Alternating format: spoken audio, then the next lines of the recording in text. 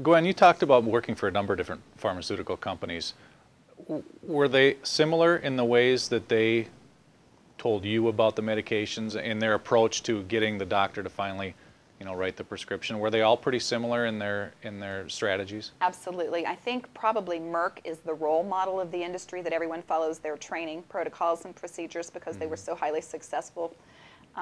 And what it really entails is when you start out as a pharmaceutical rep, they take you into the home office, into a fishbowl environment where they do this, extensive training where you get product knowledge and you are filmed on, tape, giving presentations.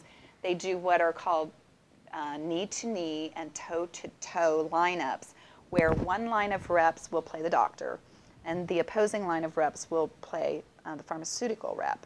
And then they have these interchanges and they give one another a list of objections. Okay, you play the doctor and you object to all these things, and now you're going to come back as the pharmaceutical rep so that you practice the verbiage verbatim, and all of us are going out and saying the exact same things, but it sounds naturally and unrehearsed. And that's what's done in the training environment. So you're getting the company's spin on everything. You're not in the library, you're not reading journals, you're not doing anything like that. You're just getting all of the marketing information, and then they weed out the weak ones. Because if you can't handle doctors' egos and you can't be barked at, and you're not going to make it as a pharmaceutical rep. So they make it as high pressure as they possibly can. They try to break people so they can weed out all of the guys that aren't going to cut it.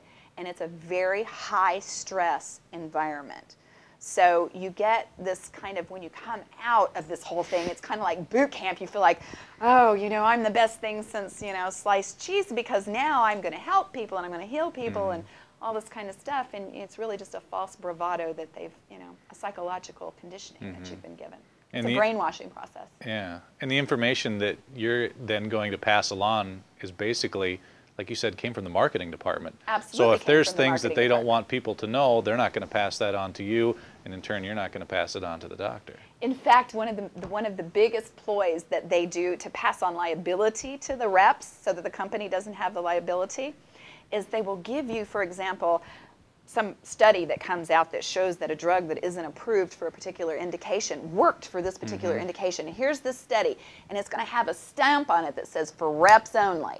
But they're going to hand it to you knowing full well that we're chomping at the bit for new information to go out and talk to these doctors that you see every 3 or 4 weeks, And so they know that you're going to take that information and you're going to go and you're going to talk to doctors about it, even though it says for reps only.